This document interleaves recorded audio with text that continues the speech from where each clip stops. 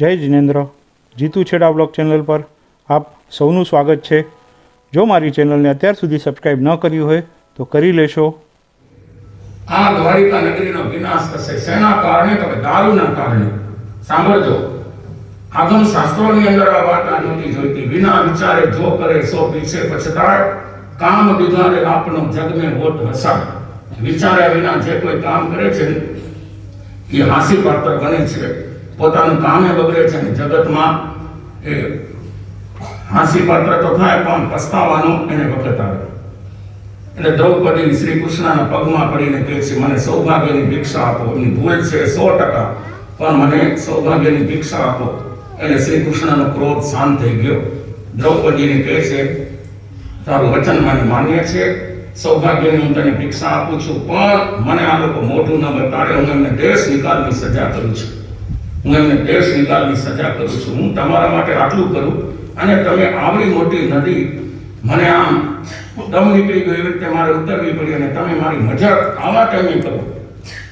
પાંડવોને બહુ અફસોસ થયો કે ભૂલ તો થઈ ગઈ। ઘરે આવ્યા વિલે મોઢે દ્રૌપદી આવી ગઈ, પણ માતા કુંતીને ખબર પડી કે આવું થયું એટલે માતાએ બહુ ઠપકો આપ્યો, બિચાર બેટા આ તમે બહુ મોટી ભૂલ કરી છે, મોટી જબરી ભૂલ કરી છે, આવું કરાય। આજે જ કહેતો હતો કે કોઈ મોબાઈલનો અવાજ નથી આવતો। હા, નાનું ભાઈ છે એટલે અમારા ભાઈ દેવ સેવક એટલે સમાગોદા વાળા તો પહેલો નંબર જ છે।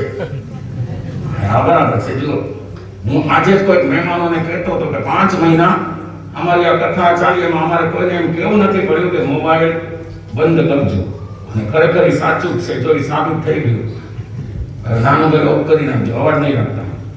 હવે કુંતી જો ભૈબા જેમ અત્યારે આપણે ન્યાયનું માન રાખીએ છીએ, પહેલેથી ચાલી આવે છે, આગે સે ચલી આતી હૈ। ભૈબાને આજે પણ લોકો માન આપે છે। શ્રી કૃષ્ણ ને ત્યાં દ્વારિકામાં માતા કુંતી આવ્યા એટલે શ્રી કૃષ્ણ એટલા જ સૌહાર્દથી એમનું સ્વાગત કરે છે। ભૈબા ક્યારે પધાર્યા? પધારો। ભૈબાનું મૂળ નથી, બેટા તું જાણે છે કે તારું રાજ્ય 3 ખંડમાં છે, દરિયા સુધી તારું રાજ્ય છે। તે પાંડવોની જે ભૂલ છે એ ભૂલનો તો અમે પણ સ્વીકાર કર્યો છે અને એમને બહુ અમે ઠપકો આપ્યો, પણ બેટા તું આમાં કઈ ફેરફાર ભૈબા મારા વચન નીકળે નહીં, અને હવે નીકળ્યા છે તો એમાં કોઈ ફેરફાર નહીં થાય। મેં એમને દેશ નિકાલની સજા, પણ બેટા તારું રાજ્ય દરિયા પર્યંત સમુદ્ર પર્યંત તારું રાજ્ય છે। તો હવે અમે જઈએ ત્યાં તો જુઓ દરિયા કિનારે એકદમ એન્ડમાં પશ્ચિમ દરિયા કિનારે પાંડુ મથુરા નગરી વસાવીને તમે રહી શકો છો। તમારી વાતને હું સમજી શકું છું, ભલે મારું એ રાજ્ય રહ્યું પણ એકદમ એન્ડમાં છેવાડે તમારે આ નગરી વસાવી અને રહેવાની, બાકી એમાં કોઈ ફેરફાર નહીં થાય। એટલે માતા કુંતીને કહ્યું ચાલો આ વચલો રસ્તો નીકળી ગયો। ત્યાં આવીને એમણે આ વાત કરી અને હસ્તિનાપુરનું આ રાજ્ય છોડી શ્રી કૃષ્ણે ત્યાં રાજ્યની વ્યવસ્થા કરી અને પાંડુ મથુરા નગરીમાં આવી અને રહ્યા, ત્યાં નગરી વસાવી, જિંદગીભર પસ્તાતા રહ્યા। એક ખોટું પગલું માણસ ભરે એટલે જિંદગીભર એને અફસોસ કરવો પડે। જુગારની વાત તો બહુ જગ જાહેર છે, પણ આ વાત બહુ ઓછા લોકો જાણતા હશે કે શ્રી કૃષ્ણની એમણે મજાક કરી અને એની મોટી શિક્ષા એમને ભોગવવી પડી। એટલે હસવું ત્યાં ખસવું, તમે સાંભળ્યું છે? ઘણીવાર હસવામાંથી હાણ થઈ જાય, બહુ હસવો હસી મજાક કે બહુ આપણે કોઈ કરવા જઈએ તો ક્યારેક બહુ ભારે પડી જાય। હવે આ બાજુ એક ઘટના એવી બની કે આપણે 2 વાર કહી ગયા છીએ કે શ્રી કૃષ્ણના એક કાકાના દીકરા, મોટા બાપુજીના દીકરા શ્રી કૃષ્ણના પિતા વસુદેવજી અને અરિષ્ટનેમી ભગવાન 22મા તીર્થંકર એમના પિતા સમુદ્ર વિજયજી ભાઈઓ। અરિષ્ટનેમી ઉંમરમાં 11 વર્ષ નાના હતા, શ્રી કૃષ્ણ કરતા 11 વર્ષ નાના હતા, અને શ્રી કૃષ્ણ બલરામ કરતા ઘણા નાના હતા। એટલે ઉંમરની રીતે આ 3 જે ઉત્તમ પુરુષો એમાં બલરામ મોટા હતા, પછી વચ્ચે શ્રી કૃષ્ણ અને નાના અરિષ્ટનેમી। હવે અરિષ્ટનેમી જ્યારે નાની ઉંમરના હતા એના બીજા મિત્રોની સાથે શ્રી કૃષ્ણની આયુધ શાળામાં ગયા। 5 જણે સંઘ લીધો હાથમાં અને ફૂંક્યો એટલે બધાને નવાઈ લાગી. શ્રી કૃષ્ણે જ્યારે અવાજ સાંભળ્યો કે વાસુદેવ સિવાય ઇવન બળદેવ બલરામ પણ ન વગાડી શકે, અને આ અવાજ તો સાંભળવા મળ્યું કે આ અરિષ્ટ નેમિ નાના ભાઈ, મોટા બાપુજીના દીકરા નાના ભાઈ. એટલે શ્રી કૃષ્ણને મનમાં એમ થયું કે આ અરિષ્ટ નેમિ એની આટલી બધી તાકાત મારું રાજ્ય લઈ લેશે તો, એટલે દોડતા ત્યાં આવે. અરે નેમિ કુમાર, ત્યાં શંખ વગાડ્યો. આજે બધા મિત્રો મને બહુ આગ્રહ કરતા હતા એટલે મેં વગાડ્યો. ચાલો આપણે જોઈએ કે કોની તાકાત વધારે. શ્રી કૃષ્ણે હાથ લાંબો કર્યો તો અરિષ્ટ નેમિએ તરત જ એને નમાવી દીધો. પછી અરિષ્ટ નેમિ કુમારે હાથ લાંબો કર્યો. શ્રી કૃષ્ણ એને વાળવાનો પ્રયત્ન કરે છે પણ વાળી શકતા નથી. ત્યારે આખા બે આખી લટકી રહ્યા તો પણ વાળી ન શક્યા. ત્યારે એમને થયું કે ઓહો, વાસુદેવ કરતા ચક્રવર્તીનું બળ વધારે અને ચક્રવર્તી કરતા તીર્થંકરનું બળ વધારે. પણ આમનું વધારે બળ કેમ છે કે બ્રહ્મચારી છે. 22માં તીર્થંકર અને 19માં બંનેના લગ્ન થયા નહોતા. બાકીના 22 તીર્થંકરો પરિણીત હતા, એટલે કે ઋષભદેવ ભગવાનના લગ્ન થયા હતા અને મહાવીર સ્વામીના પણ લગ્ન થયા હતા, પાર્શ્વનાથ ભગવાનના થયા હતા. એટલે શ્રી કૃષ્ણને લાગ્યું કે મારે તો ઘણી રાણી છે. અરિષ્ટ કુમાર પરણ્યા નથી, અરિષ્ટ નેમિ એ જો પરણી જાય તો એનું બળ ઓછું થાય. પણ એમને ખબર નહોતી કે અરિષ્ટ નેમિને રાજ્યની કાંઈ પડી જ નહોતી, એમને રાજ્ય કાંઈ જોઈતું નહોતું. પણ પરણવા માટે એમને આગ્રહ કર્યો તો અરિષ્ટ નેમિ કાંઈ બોલતા નથી. મોટા ભાઈ કૃષ્ણ છે ને, એટલે નાના ભાઈને કહે છે કે ભાઈ હવે તારે લગ્ન કરવા જ પડશે. અને પોતાની પટરાણી રૂકમિણી, સત્યભામા, પદ્માવતી, જાંબવતી, ગાંધારી 8 ને એમને કહ્યું તમે આમને લચ્ચાવો, તમારા દિયરને કહો કે લગ્ન કરવા છે. અને એક સરોવરમાં જલ ક્રીડાનો કાર્યક્રમ રાખ્યો. અને એ બધી રાણીઓ, એમાં એક રાણી કહે છે અરિષ્ટ નેમિને કે વાંઢા માણસનું કોઈ માન ન હોય, તમારી કોઈ વેલ્યુ ન ગણાય. બીજી રાણી કહે છે કે તમારામાં પાળવાની પહોંચ નથી એટલે તમે લગ્ન નથી કરતા. ત્રીજી વળી કાંઈ બીજું બોલે છે અને એ સાંભળીને આ નેમિ કુમાર હસી પડ્યા એટલે એ લોકો વિચારે છે હા પાડી.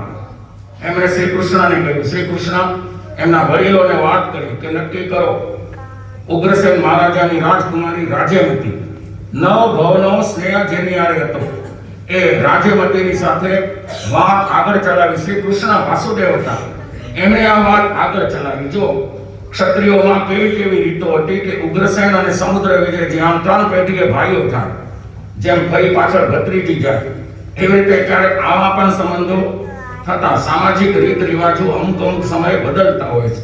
આ શાસ્ત્રની અંદર વર્તાવી. ઉગ્રસેન રાજા પાસે રાજ્યમતીની વાત આવી એટલે ઉગ્રસેન રાજા કહે છે કે કુમાર નેમિ કુમાર અહીંયા અમારે ત્યાં પરણવા માટે આવે જાન લઈને, તો અમે આ રાજ્યમતી 16 સતીઓમાં જેનો નંબર છે એવી આ રાજ્યમતી રૂપનો અંબા એ અમારી સુપુત્રી એમને આપીએ. શ્રી કૃષ્ણે કબૂલ કર્યું. એમને તો એક જ ઈચ્છા હતી કે અરિષ્ટ નેમિને પરણાવવા. જાન લઈ અને આ નેમિ કુમાર નીકળ્યા ખરા, પણ રસ્તામાં વારામાં પશુઓને પૂરેલા હતા. ક્ષત્રિયોમાં પહેલાના સમયમાં નોનવેજ ક્યારેક પોતે ન ખાય તો રિલેટિવને આપે. એવી રીતે અત્યારે પણ ક્યાંક અમે થાનગઢ ચોમાસું હતા 10 વર્ષ પહેલા, અમુક બહેનો અહીંયા જેટલા નહીં પણ થોડાક આવતા અને એ વાત કરે ગુરુજી તમે અહીંયા પધાર્યા છો, તમારા ઘરવાળાને કહો ને ઘરમાં તો નોનવેજ નથી ખવાતું પણ વારામાં ખવાય છે. અને અમે એમને ટકોરે કરી હતી કે ભાઈ તમે ક્ષત્રિય તો બધાનું પાલન કરવા વાળા, દિલ તમારા દિલમાં તો દયા હોય. ભગવાન તમારા કુળની અંદર જન્મ લે. ભગવાન મહાવીર, ભગવાન રામ, ભગવાન શ્રી કૃષ્ણ. અને શ્રી કૃષ્ણ તો ગાયોને જિંદગીભર કેવી સાચવતા હતા.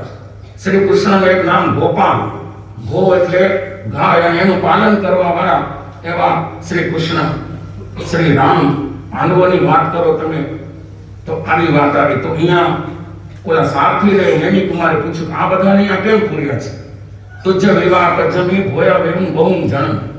આ ઉત્તરાધન સૂત્રમાં વર્ણન આવે કે આપનો આ વિવાહ થાય છે એમાં અમુક રાજાઓ શાકાહારી નથી, એમને ખવડાવવાને માટે ઉગ્રસેન રાજાએ આ પશુઓને પૂર્યા છે. અને ત્યાં અરિષ્ટ નેમિ તીર્થંકરમાં એટલી દયા હોય ત્યાંને ત્યાં કહે છે કે મારે આવા લગ્ન કરવા નથી. ઓલાને કહે છે રથને પાછો વાર, રથને પાછો વાર. અને એમને ઓલા મારા બધા ખોલાવી દીધા.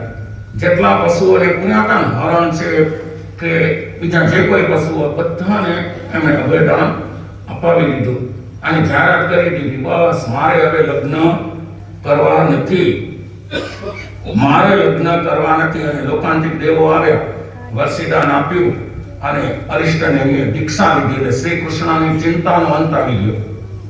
શ્રી કૃષ્ણ વડીલ ભાઈ તરીકે એમને આશીર્વાદ આપ્યા કે તમે સંયમનું સારી રીતે પાલન કરો, જ્ઞાન દર્શન ચારિત્ર તપમાં આગળ વધો. અને માત્ર 54 દિવસમાં આ અરિષ્ટનેમી એમણે કેવલ જ્ઞાન પ્રાપ્ત કર્યું અને એમનું શાસન શરૂ થયું. એટલે આ યાદવ કુળની અંદર આ ત્રણ ઉત્તમ પુરુષો, એક બલરામ, એ 9મા બળદેવ શ્રી કૃષ્ણ, 9મા વાસુદેવ અને અરિષ્ટનેમી એ 22મા તીર્થંકર. આ યાદવ કુળની અંદર આવા ત્રણ ઉત્તમ પુરુષો થયા. કે છે અરિષ્ટનેમીનું થોડું વર્ણન શ્રીમદ ભાગવત છે ને, ભાગવત કથા, એ ભાગવતની અંદર થોડુંક વર્ણન આવે, ઋષભદેવનું આવે અને થોડુંક વર્ણન આ અરિષ્ટનેમી. પૂરું નામ છે રિઠ્ઠનેમી. લોગસના પાઠમાં આવે ને રિઠ્ઠનેમી, એટલે અરિષ્ટનેમી શોર્ટ ફોર્મ આપણે નેમિનાથ. ગિરનાર પર્વત, કારણ કે દ્વારિકા ક્યાં હતી? અત્યારે જુનાગઢ છે. એ સમયમાં દ્વારિકા હતી અને નેમિનાથ ભગવાન યાદવ કુળના હતા. એટલે યાદવ કુળની ઘણી બધી દીક્ષાઓ, ઘણા બધા રાજકુમારો શ્રી કૃષ્ણ અને બલરામ સિવાય, બલરામે પણ લીધી, બાકીના ઘણા બધાએ નેમિનાથ પરમાત્મા જે કુળના આવા ઉત્તમ પુરુષ હોય એમાં ઘણા બધા લીધા. એમાં એક વખત શ્રી કૃષ્ણ નેમિનાથ ભગવાનને પૂછે છે, પ્રભુ આ દ્વારિકા નગરી રહેશે, એનો વિનાશ થશે?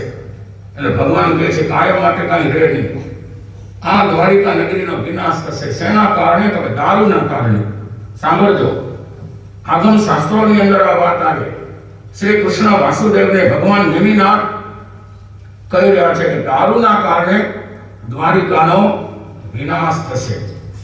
તો ભગવાન, હું આજથી દારૂબંધી જાહેર કરી દઉં. મારા 3 ખંડનું જે રાજ્ય છે એમાં કોઈ પણ દારૂ નહીં પી શકે, અને જો કોઈ દારૂ પીશે તો રાજ્યનો મોટામાં મોટો ગુનેગાર ગણાશે. ભગવાન નેમિનાથે કીધું